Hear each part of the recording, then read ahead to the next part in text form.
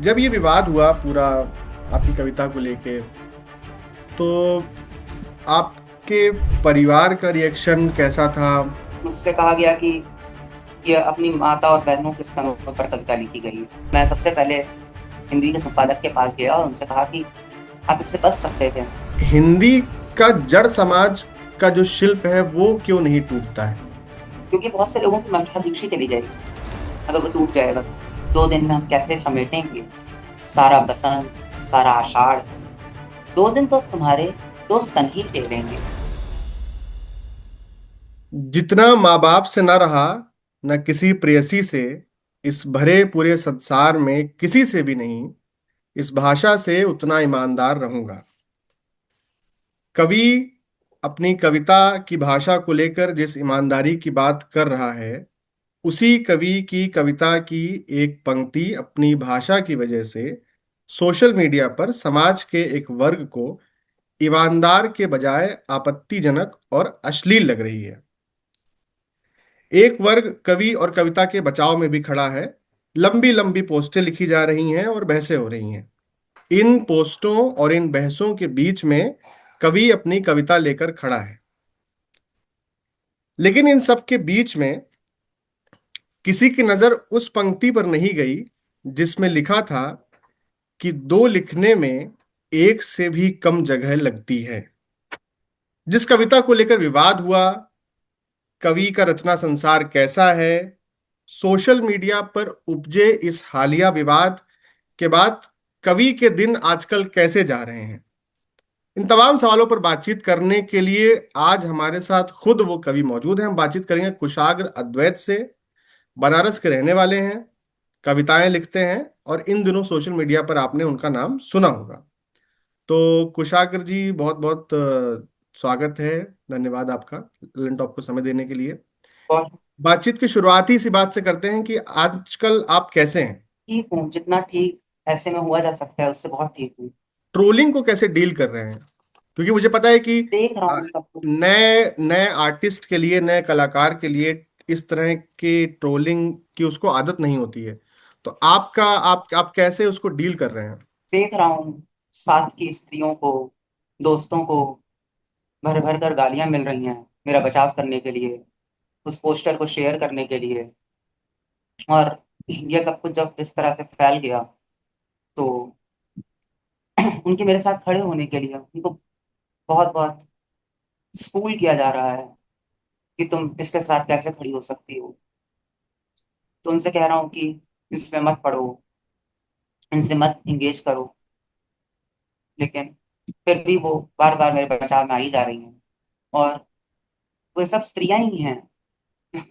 और जो लोग उन्हें कह रहे हैं कि ये अश्लीलता फैला रहा है और ये नारी विरोधी है, वो जिस भाषा में उनसे बात कर रहे हैं वो भी गालियों की भाषा है, बदसलूकी की भाषा है। तो आप अश्लीलता को रोकने के लिए अश्लीलता कर रहे हैं अपरिचित स्त्रियों से। थोड़ा कुशाग्र अपने बारे में बताइए कि आप कहाँ रहते हैं। बनारस के शायद रहने वाले हैं। क्या पढ़ाई लिखाई हाँ, चल मैं रही है बनारस में इन रहता दिनों? क्या क्या कर रहे हैं हूँ। आप? मैं काशी हिंदू विश्वविद्यालय से शोध छात्र हूँ। मैं ऑप्टिमाइजेशन पर काम कर रहा हूँ और मैं एक फ्रेमवर्क बना रहा हूँ जिसमें हम डिकोलोनाइजेशन के होने या ना होने की निशानदेही किन कसौटियों पर करेंगे। हम उन कसौटियों को एक बार तय कर लें। बहुत सारे सरकारी दावे हैं कि भी अपनी विश्वीकरण हो रहा है या एनईपी 2020 कह रहा है कि हम कर लेंगे इससे। तो मैं उन कसौटियों का निर्माण करना चाहता हूँ जिनसे जिन पर इनको तय किया जा सके, जिन पर इसे कसा जा सके। मतलब मैं ये समझना चाहता हूँ कि इतने एक पीएचडी का छात्र इतने जटिल विषय पे जिसका शोध चल रहा है, वो कैसे कविताएं लिखने लगता है और और कवि बन जाता है। मैं शोध में तो बहुत बाद में आया। कभी तो कविताएं तो मेरी से बहुत पहले ही सब जगह पर छप रही थी, प्रकाशित हो रही थी। तो मैं शोध शायद ना भी करता लेकिन मैं कभी तो था ही, मतलब और अभी भी कुछ पता नहीं है कि शोध किस दिशा में जा रहा है, क्या होगा शोध का। लेकिन कविताएं तो हो ही रही हैं लगातार, जाने कब से। क्या कविताएं सही दिशा में जा रही हैं? वो तो आप सब तय करेंगे, मैं उसके लिए कैसे बोलूं। बस आप जब बोलें तो वो भाषा गालियों की ना हो।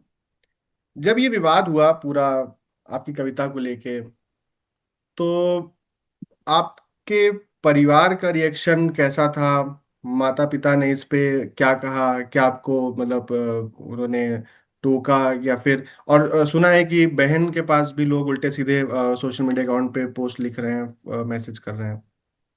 तो क्या ये मतलब परिवार भी ट्रोल हो रहा है इससे?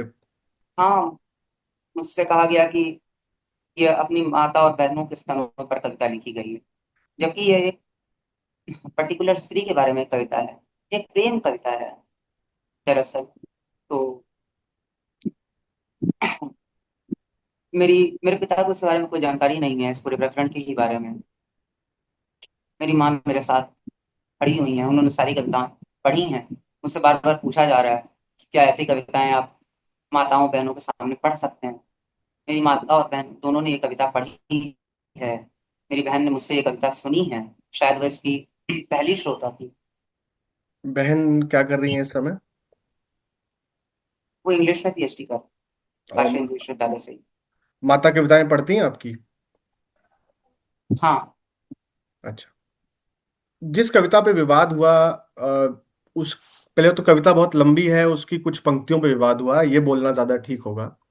वो कविताएं हाँ, एक लिटरेचर वेबसाइट ने सोशल मीडिया पे पोस्ट की, जिसके बाद में ये पूरा विवाद हुआ। क्या आपको लगता है कि इस कंट्रोवर्सी से बचा जा सकता था? एक लंबी कविता की कुछ पंक्तियां, या फिर ये किसी बिना वजह का विवाद है, रेजबेट कंटेंट है, या फिर इसको अगर आसान भाषा में कहें, या फिर आप उनके फैसले के साथ अभी भी हैं कि जो कविताएं या जो पंक्तियां उन्होंने पोस्ट की वो अपने विवेक के अनुसार उन्होंने पोस्ट की और ठीक किया?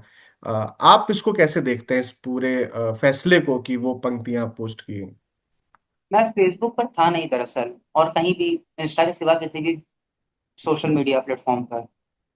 तो जब ये कविताएं कल पोस्ट हुई परसों, तो मुझे भर भर कर गालियां मिलने लगी। इस कविता के आते ही दूसरे लोगों ने इसके पोस्टर शेयर कर दिए। तो मैं इसका आदी नहीं हूँ, मैं इतनी मोटी चमड़ी का नहीं हूँ, और मैं नितांत अज्ञात कुलशील हूँ। अभी मुझे हिंदी में कोई ऐसे जानता नहीं था। जी। तो जब ये कविताएं आई तो मैं सबसे पहले हिंदी के संपादक के पास गया और उनसे कहा कि आप इससे बच सकते थे। उन्होंने कहा तुम इसके साथ में जो भी पंक्तियां साझा की गई हैं, वो कविता की छिटकी हुई पंक्तियां हों या कुछ भी हो, हैं तो तुम्हारी ही पंक्तियां, तुम इनके साथ साहस के साथ खड़े रहो। हम्म। उस समय मैं उनके साथ उतने साहस से नहीं खड़ा था। लेकिन अब जब ये सब कुछ इस कदर बिगड़ चुका है, तो शायद कुछ और हुआ हो ना हुआ हो, उन कविताओं के साथ मैं बहुत साहस से खड़ा हो गया हूँ, और उन पंक्तियों के साथ, उन छिटकी हुई पंक्तियों के साथ भी। और हिंदी की टीम ने मुझसे कहा कि वे चाहते थे कि उन्होंने मेरी ही कविताएं नहीं साझा करी थी, उन्होंने मेरे साथ 10 और कवियों की कविताएं हाँ। साझा करी थी। तो और उन सब में से उन्होंने कुछ कुछ टुकड़े ही साझा किए थे। आसिफ की कविता के, कंचन की कविता पर भी काफी विवाद हुआ। तो जब उन्होंने सबकी कविताओं से छिटकी हुई पंक्तियां ही साझा करी थी, तो और वो ऐसा दिखाना चाहते थे कि हिंदी कविता का जो इस समय का परिदृश्य है, वो एकांगी नहीं है, गहरा नहीं है। तो वो हर तरह की कविताएं साझा करना चाहते थे, और इरोटिक एलिमेंट शायद सिर्फ मेरी कविता में था। जैसे आज की राजनीति को प्रश्नांकित करती कविता सिर्फ कंचन की थी। तो उन्होंने एक व्यापक परिदृश्य दिखाने की नीयत से ऐसा किया था। तो हाँ, मैं अब तो नहीं कहूंगा कि इससे बचा जा सकता था, ये होना आवश्यक था। इससे वे सब लोग बहुत खुलकर आ गए हैं। हिंदी का पूरा पब्लिक स्फीयर बहुत खुलकर सामने आ गया है। और जो लगातार पीछे ही पीछे खिसकते चले जा रहे हैं सारे लोग, जो प्रगतिशीलता के तमाम दावों के बावजूद एक कविता में स्तन शब्द पर बिफर पड़े हैं। मुझे आकर कह रहे हैं कि स्तन को आंख से रिप्लेस कर दो। भाई मैं क्यों रिप्लेस कर दूं? मैं स्तन ही लिखना चाहता था, मैं वक्ष नहीं लिखना चाहता था, मैं किसी दूसरे शब्द से रिप्लेस ही नहीं करना चाहता था। मैंने जो चाहा मैंने वही लिखा। मैं अब उनसे नहीं कहूंगा कि आप उससे बच सकते थे, उन्होंने ठीक ही किया अपने विवेक के हिसाब से। जी। जब ये विवाद हुआ तो क्या साहित्य जगत के किसी स्थापित व्यक्ति या फिर बाहर से भी किसी का आपके पास फोन आया? मतलब दो कारणों से फोन आ सकता है ऐसी परिस्थितियों में। एक तो आपको समर्थन या संबल देने के लिए, और दूसरा आपसे पीछे हटने के लिए, कि कहने के लिए कि बचो अभी इन सबसे, अभी नया नया वो है। क्या इस तरह के कोई फोन आए इन दोनों में से किसी कवि के या किसी लेखक के? अरुण कमल जी से बात हुई थी। उद्यन जी ने कविता पढ़कर बोला कि इसमें ऐसा कुछ नहीं है। और कल कार्यक्रम में प्रेमवत जी मिले थे, ज्ञानेंद्रपति जी मिले थे, उन सब ने भी कहा कि इसमें तो ऐसा कुछ भी आपत्तिजनक नहीं है। हम्म। क्या किसी बड़े आदमी ने ये भी कहा कि आपत्तिजनक है भी? क्योंकि सोशल मीडिया पे आपने इस विवाद के बाद तो गए ही होंगे, देखा होगा। हाँ, सोशल मीडिया पे काफी लोगों ने कहा, सामने से तो किसी ने भी नहीं कहा कि इसमें कुछ आपत्तिजनक। सोशल मीडिया पे मैंने बहुत सी टिप्पणियां पढ़ी जो मुझे लोगों ने साझा करी। तो उसमें लोग कह रहे हैं, बहुत से लोग इसे ऑब्जेक्टिफिकेशन से भी जोड़ रहे हैं स्त्री के, जो कि ये नहीं है, जो कि ये किसी सूरत नहीं है। साहित्य में शील और अश्लील की बहस तो बहुत पुरानी है। चाहे वो कालिदास हो, विद्यापति हो, अमरू हो, या नायिका भेद का पूरा जो नाटक जो लिखा गया है। तो साहित्य का माहौल तो बहुत उदार रहा है, बहुत शुरू से ही, बहुत पहले से ही। क्या ये विवाद इसीलिए उपजा क्योंकि देश में विचारधाराओं का अतिरेक है, या फिर लोग उस पंक्ति से आहत हुए, या फिर कुछ लोग ऐसे भी थे जो पूरी कविता पढ़ने के बाद भी नाराज हुए? तो इसमें तो इसके दो कारण हो सकते हैं, कि या तो लोगों को कविता का जो क्राफ्ट है या वो समझ नहीं आ रहा है, या फिर आधुनिक कविता ने अचानक इतनी लंबी छलांग मार ली है कि लोगों को इस खाई को लोग समझ नहीं पा रहे हैं या भर नहीं पा रहे हैं। इसका क्या कारण है कि आज के समय में इस तरह की पंक्तियां विवादों में आ जाती हैं? तो मालूम नहीं कि ये विवाद हुआ क्यों, क्योंकि हमारे पास एकदम हाल के दिनों तक ऐसी कविताएं लिखी गई हैं जिनमें स्तन, मेरी भी पीछे एक उड़द दाल नाम की कविता है, लंबी कविता है, उसमें भी स्तन का जिक्र आता है। और अरुण कमल जी की कविता में भी स्तन का जिक्र आता है। और पूरा गीत गोविंद और कुमार संभवम, सब में ही तो इस तरह के प्रकरण हैं, इस तरह के दृश्य हैं। नहीं, मेरा मुझे सवाल मालूम ही नहीं कि मेरा सवाल विवाद ही इतना क्यों फैला। मेरा मेरा शायद वो मेरा सवाल ही यही है कि कालिदास भी उनकी कुछ पंक्तियों पे भी इस तरह क्या वो लोगों ने कहे, आरोप लगाए। तो क्यों लोगों को डाइजेस्ट करने में दिक्कत हो रही है अब आधुनिक कविता को? पता नहीं, वो कविता से एक खास किस्म की भाषा की उम्मीद करते हैं। वो चाहते हैं कि कविता एक खास किस्म की भाषा में बोले। वो, अगर मैंने शायद स्तन की जगह वक्ष लिखा होता शायद कोई विवाद ना होता। शायद मैंने जो शब्द का प्रयोग किया उनको शब्द से आपत्ति की, जैसे तुमने सीधे सीधे भाषा में लिख दिया, जैसे तुमने उसे ढका छिपा नहीं, उसे किसी भी तरह से सुसंस्कृत करने की कोशिश नहीं करी। तो शायद इस वजह से बवाल बहुत पसर गया। और शायद वो कविता का के जो पोस्टर आया था, अगर उसके नीचे शुरुआत में पूरी कविता होती तो शायद वो विवाद इतना ना पसरता। लेकिन फिर यह भी है कि वो अब तो वो पूरी कविता इंटरनेट पर सर्वत्र मौजूद ही है, तब भी तो लोग चुप नहीं बैठ रहे हैं, पढ़कर भी गालियां तो भेज ही रहे हैं।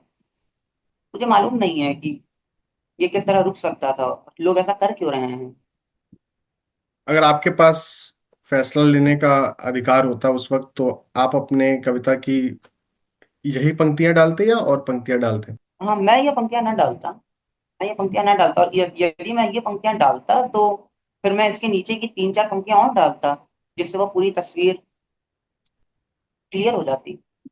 लेकिन ये मेरे अधिकार क्षेत्र से बाहर था जो हुआ मेरे साथ। क्योंकि कई लोगों से हमारी जैसे बात हुई, लोगों के अलग अलग ओपिनियन थे, तो लोगों ने यही कहा कि इस तरह की पंक्तियां पोस्ट करना, खास करके जब वो आपकी नहीं है या आपके संस्थान से उससे कोई मतलब नहीं है, तो एक ये पूरा सोशल मीडिया का बिजनेस है, और इस कंट्रोवर्सी का किसी को फायदा होता है, किसी को लाभ होता है, हर विवाद की तरह किसी को नुकसान होता है और किसी को इसका लाभ मिलता है। तो शायद वो नुकसान आपको हुआ और लाभ उसका किसी को मिला होगा। मुझे ये मालूम है कि वो लोग लाभ लेने के लिए तो नहीं किए थे, वो एक व्यापक परिदृश्य दिखाने के लिए ही ऐसा कर रहे थे। और उन सब ने ही मुझसे आकर कहा कि हम ऐसा नहीं कर चाह रहे थे, हम ऐसा नहीं चाह रहे थे, और कि विवाद पसर जाए। और सबसे बड़ी बात कि ये बात इतनी स्पष्ट थी, इतनी, कि साथ में जो भी लोग थे वे लोग भी कह रहे थे कि वो नीचे वो कविता का ऊपर लिंक भी चस्पा किया गया था कि वो जाके पूरी कविता पढ़ सकते थे अगर विवाद पसरने की नियत से किया गया होता। तो वो पूरा कविता देते ही ना, पूरी कविता का लिंक दिया गया था। लेकिन शायद हो सकता है कि उन लोगों ने हिंदी के पब्लिक स्फीयर को थोड़ा अधिक विवेक वाला मान लिया हो। कुशागर, आपकी उम्र कितनी है? 28 साल। 28 साल। एक तरफ तो हम ये देखते हैं देश में जो माहौल है कि जेंजियो ने एक गालियों का पूरा शिल्प जो है वो अ, तोड़ दिया है, और एक तबका उसको स्वीकार भी कर रहा है, भले ही खुले मन से नहीं, लेकिन जेंजी की भाषा को तो बड़ा वर्ग स्वीकार कर रहा है, लेकिन कुछ लोग उनकी गालियों पे आपत्ति नहीं जता रहे हैं। ये भी एक तरीके का मौन स्वीकारता है उनकी। लेकिन हिंदी का जड़ समाज का जो शिल्प है वो क्यों नहीं टूटता है? क्योंकि बहुत से लोगों की मठाधीक्षी चली जाएगी अगर वो टूट जाएगा तो। वो चाहते हैं कि कविता एक नियत भाषा, एक नियत शिल्प में आए, और उससे कोई भी विचलन उनकी मठाधीशी पर खतरा है। क्या इसलिए वे क्या राजनैतिक जानबूझ, मठाधीशी या साहित्यिक मठाधीशी? साहित्यिक मठाधीशी, मैं किसी गुट का नहीं हूँ, जसम का नहीं हूँ, प्रलेस का नहीं हूँ। नहीं तो मेरे बचाव में लंबे लंबे लेख लिखे जाते, मुझे उस तरह से डिफेंड किया जाता है जिस तरह से किया जाता है बहुतों को। तो मैं इतना दूर हूँ, इसलिए इतना हताहत हूँ। मैंने अपने आप को बहुत दूर तक खींच लिया था, मैं बहुत दूर चला गया था, इतना दूर कि अप्रासंगिक हो गया था हिंदी संसार के लिए। मैंने ये कभी इसकी चाहा नहीं था। क्या वजह थी इसकी? हिंदी का जो समाज है वो अमूमन फेसबुक पर ही हैं, जितने भी हिंदी के लिखने पढ़ने वाले लोग हैं, और वे आपस में एक दूसरे पर रोज ही छींटाकशी कर रहे थे। वहां इतनी गंध, इतनी संधाड़ मची हुई थी कि मैं उससे भाग जाना चाहता था। अपने शिल्प पर एक नए तरह से काम करना चाहता था जो वहां रहकर संभव नहीं था। तो मैंने वहां से हट जाना चुना। मुझसे बहुतों ने कहा कि फेसबुक पर लौटो, मैं नहीं लौटा, क्योंकि मैं उससे इतना दूर चला गया था कि उस वहां पे जो कुछ भी चल रहा था अगर वो मेरे पास किसी किसी तरह आता तो मुझे लगता है अरे अब भी वहीं पर अटके हुए हैं क्या। तो मैं खुद को बचा लेना चाहता था उस सब कुछ से जो वहां चलता था। लेकिन मुझे नहीं पता था कि कभी ये सब कुछ इस तरह मेरे पास आएगा, मेरे बिना उधर गए। क्या फेसबुक, वर्तमान में फेसबुक ही साहित्य का अग्रणी मंच है जहाँ पे वैलिडेशन मिलता है लेखकों और कवियों को? हिंदी के जितने भी लिखने पढ़ने वाले लोग हैं वे सभी फेसबुक पर हैं ही। तो उनके मिलने का, बोलने बतियाने का, उनका कुछ, उनके कुछ भी रचनाक्रम को साझा करने का वो एक प्रमुख स्थान है। तो हिंदी के लिए तो ये कहा जा सकता है कि जितने भी रचना में लगे हुए लोग हैं वे सभी फेसबुक से बाहर होंगे तो गायब हो जाएंगे, या गायब कर दिए जाएंगे, या भुला दिए जाएंगे। तो हिंदी के लिए तो ये सत्य ही है एक तरह से। अगर ये कविता वायरल ना होती तो आप ये साक्षात्कार मेरा कभी ना ले रहे होते। मैंने पीछे लंबी लंबी कविताएं लिखी, उड़द दाल लिखी, प्रार्थना प्रलाप लिखी, जो इससे कहीं बेहतर कविताएं हैं। उन पर किसी ने बात तक नहीं करी, उन्हें किसी ने देखा तक नहीं। क्यों? क्योंकि मैं वहां पर था नहीं। इसके सिवा तो कोई कारण नहीं था कि उन लंबी कविताओं को देखा नहीं गया। इस छुटकी हुई पंक्ति से वे बहुत सुंदर कविताएं हैं, वे बहुत लंबी कविताएं हैं। उनको पढ़ने के लिए जो धैर्य चाहिए, मुझे नहीं पता हिंदी में कितना बचा है वो। क्या एक नव कवि के साथ जब इस तरह की का विवाद होता है या उसकी ट्रोलिंग होती है उसकी कविता को लेके, और जब वो मेज पर दोबारा कविता लिखने के लिए बैठता है, तो क्या वो अपनी कविता या लेखन को लेके पुनर्विचार की स्थिति में आ जाता है, या क्या आप आएंगे? मैं हाँ, हर दूसरी कविता पहली कविता से भिन्न होनी चाहिए। मैं इस तरह की दूसरी कविता लिखने से पहले बचूंगा, सोचूंगा। इसलिए नहीं कि इस पर इतना रायता फैल गया, इसलिए कि मुझे कुछ नया रचना है, मुझे कुछ नया लिखना है। इस पूरे प्रकरण से शायद अगर कुछ बेतरह बदलेगा तो वो मेरा सोशल मीडिया व्यवहार होगा। मैं और मैं उतना सहज रूप से सोशल मीडिया पर लोगों से मिलजुल नहीं पाऊंगा, लोगों से बात नहीं कर पाऊंगा, क्योंकि अब मैं हर तरफ दिख रहा हूँ। लेकिन क्या, जब मैं कविता लिखने बैठूंगा तो क्या बहुत अलग व्यक्ति होऊंगा? नहीं, मैं यही व्यक्ति होऊंगा। और शायद इस तरह के दृश्य, इस तरह के फिल्म फिर आए, और वो आएंगे तो मैं उन्हें लिखूंगा ही लिखूंगा। चाहे फिर इस तरह ही मुझे घसीटा जाए, उस पर छीटा कशी की जाए, मैं इससे बच नहीं सकता हूँ। जब कविता उतरेगी तो मुझे लिखना ही पड़ेगा। और उस तरह से तो कविता लिखने कोई बैठता भी नहीं है। जो असल लिखने वाले होते हैं कि आज मैं कविता लिखूंगा, वो आती है। वो जब आती है तो आपको लिखना ही पड़ता है, तो आपको पकड़ लेती है और कहती है भाई लिखो। रीडर सेंसरशिप, या पाठक अगर किसी कविता को नकार दें, और खास करके जो आपने कहा कि आजकल जो अपनी कविताएं साझा करने का प्रमुख मंच है वहीं पे, अगर एक बड़ा वर्ग किसी कविता को नकार दे रहा है, तो क्या कवि अगली कविता किसके लिए लिखेगा? कवि यदि असल कवि है तो वो कविताएं सर्वप्रथम अपने लिए लिखता है, क्योंकि या उस आवेग के लिए जो उससे वो कविता लिखवा लेता है, और फिर वो कहीं भेज देता है प्रकाशनार्थ। तो वो सब तो एक तामझाम है।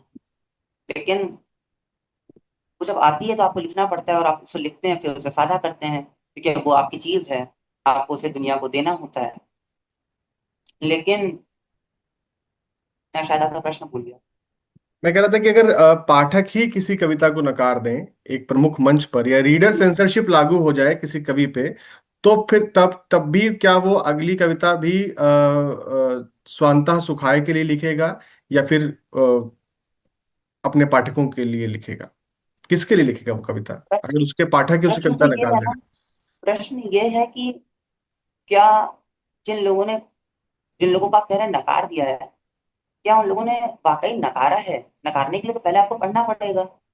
कल मुझे किसी ने फोन किया और वो बोले कि आपने हमारी माताओं बहनों के स्तनों पर ये जो कविता लिखी है, ये क्यों लिखी है? मैंने कहा मैंने आपकी माताओं बहनों के बारे में वो कविता लिखी ही नहीं है। क्या आपने वो कविता पढ़ी है? कहे नहीं, मैंने पढ़ी नहीं है, मैं आपसे उसका एक्सप्लेनेशन चाहता हूँ।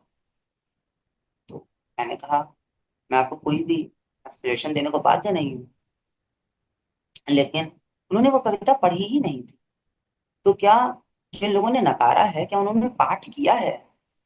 और उस नरमी से, जिस नरमी से कविता का पाठ किया जाना चाहिए, तो क्योंकि जिन्होंने पढ़ा है, जिन्होंने वाकई पढ़ा है, जैसे प्रेमवत जी ने, जैसे ज्ञानेंद्र पति जी ने, जैसे अरुण कमल जी ने, या जैसे उद्यन जी ने, तो उन सब ने तो कहा कि यह भी एक तरह की कविता है। उनमें से किसी ने नहीं नकारा, शायद आलोक ने नहीं नकारा। तो जिन लोगों ने पाठ किया उनमें से बहुत से लोग आकर कहा कि भैया पहले हम आपको गरियाने लगे, इसके लिए माफी, लेकिन वो कविता तो बड़ी प्यारी है और अब मैं उससे अपनी प्रेमिका के लिए पढ़ूंगा। तो मुझे नहीं मालूम कि शायद उन लोगों में से एक बड़ा वर्ग अगर पढ़ ले यह कविता, मैं प्रयासरत हूँ कि ये कविताएं कहीं प्रकाशित हो जाएं, और एक बड़ा वर्ग इसे पढ़ ले, तो शायद वो नकारना जिसे आप कह रहे हैं वह दूर हो जाए। शायद यह स्वीकारी जा सकती है। यह अभी उस छिटकी हुई पंक्ति से इस कविता को जज कर रहे हैं। बहुतों के लिए यह छिटकी हुई पंक्तियां ही पूरी कविता है, और उससे पूरा परिप्रेक्ष्य भी नहीं मिल पा रहा है। तो शायद मैं अभी नकारा नहीं गया हूँ, शायद जी। अभी मेरा पाठ नहीं हुआ। अ, आप शोध कर रहे हैं, बीएचयू में पीएचडी कर रहे हैं, साथ में कविता आप बहुत पहले से भी लिख रहे हैं। कवियों का कोई कमर्शियल फ्यूचर भी है क्या, अगर आप उस दिशा में सोचें? क्योंकि एक कवि का तो है। ये मेरा कोई कमर्शियल फ्यूचर नहीं लगता। मैं दूसरों के बारे में क्या कहूँ, मेरा तो नहीं है कोई कमर्शियल फ्यूचर। क्या क्या कवियों का मैं है अभी जो, अगर कोई कवि बनना चाहे, नया लड़का, और वो सोचे कि मैं कविता लिख के ही जीविका चलाऊंगा, तो क्या ये सही फैसला होगा? मेरा एक दोस्त है नीरव, वो कविताएं लिखता था, गीत लिखता था। वो इधर जिंगल्स लिखने चला गया बम्बई। उसका काम तो सही चल रहा है। तो यदि आपके पास प्रतिभा है तो हाँ, आपका कुछ फ्यूचर हो सकता है कमर्शियल। अविनाश मिश्र का तो चल ही रहा है। वो तो सिर्फ कविताएं लिखते हैं, वो तो सिर्फ साहित्यिक पत्रकारिता करके ही अपना जीवन चला रहे हैं। तो बहुतों का तो चल भी सकता है अगर चलाना चाहें। मैं शायद इसे जीविका उपार्जन का साधन न बनाऊं, उससे बनाया भी नहीं जाए। मैं कुछ और कर सकता हूँ, कुछ और करूंगा शायद। देवी प्रसाद मिश्र की कविता की पंक्तियां हैं कि मुझसे बेहतर कवि होने के लिए तुम्हें मुझसे अधिक दुख उठाने पड़ेंगे। तो क्या कवि कुशाग्र को अपना दुख मिल गया है? क्या वो और अधिक दुख उठाने के लिए तैयार हैं? हाँ, धीरे धीरे मेरी भी चमड़ी देसी जी की तरह मोटी हो रही है। ये उसका पहली बार था, लेकिन देवी जी ने मुझसे ज्यादा दुख उठाए हैं, अभी भी उठा ही रहे हैं। उनके आसपास भी नहीं ठहरता। अ, कुशाग्र, अगर एक कविता आप पढ़ दें आखिर में, और अगर छनकर ही पढ़ दें तो। हाँ, मैं वही पढ़ देता हूँ। कल भी मैंने वो कविता नहीं पढ़ी, मुझे ये वही उस पढ़ देनी चाहिए। कविता का पहला पाठ होगा क्या आपका? हाँ, ये कविता कहीं भी उस कविता का पहला पाठ है। इससे पहले आपने कभी कविता पढ़ी नहीं कहीं? नहीं, मैंने वो कविता आज के पहले कभी नहीं। जी, पढ़ दीजिए। मैं कल पढ़ता, लेकिन मुझे खतरा था कि कहीं मुझे कूट ना कर दिया जाए, मैंने वो कविता नहीं। जी। छन कर, मेज पर रखी चाय अभी छन कर आई, कुछ पत्ती नीचे छूट गई। मेरे पीछे दीवार पर जो सुंदर अल्पना बनाती है, वह धूप इस बैठक में कुछ छन कर आती है।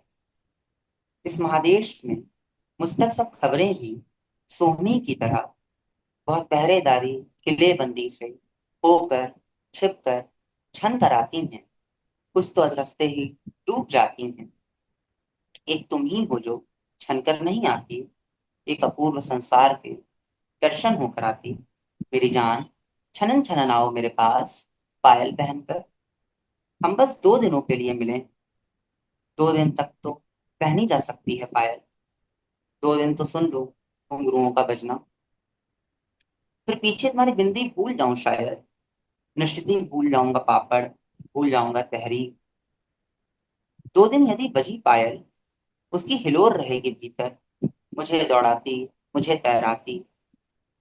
2 दिन कितने कम होते हैं। दो लिखने में एक से भी कम जगह घिरती है। 2 दिनों में बहुत कम भी सोओगी तो 10 घंटे होंगे कम से कम। 10 कितना वजनी लगता है, जैसे 11, जैसे 12। दो में ही बस कोई वजन नहीं। 2 दिन में कुल कितने पहर होते हैं, कितने घंटे, कितने मिनट, किसी को मालूम है? मुझे कुछ मालूम नहीं। 2 दिन में 2 लोग एक शहर नहीं नाप सकते पूरम पूर। 2 दिन में तुम्हारे लिए आखिर कितनी कविताएं पढ़ लूंगा। 2 दिन में हम कैसे समेटेंगे सारा बसंत, सारा आषाढ़। 2 दिन तो तुम्हारे दोस्त तन ही ले लेंगे। बची देर राशि के लिए एक जीवन भी कम है। फिर तुम्हारा मन है, छन छन आओ ना आओ। 2 ही दिन है, जो है जैसा है, कहो बताओ। बहुत शुक्रिया। शुक्रिया कुशाग्र, ललन टॉप से बातचीत करने के लिए। हम उम्मीद करेंगे कि लोग इस कविता को इंटरनेट पर खोज के पढ़ें और समझें कि ये कविता उन विवादित या कथित आपत्तिजनक और कथित अश्लील पंक्तियों के अतिरिक्त भी एक कविता है। लोग इसको समझें। और आप अपना ख्याल रखिए। बहुत शुक्रिया। शुक्रिया।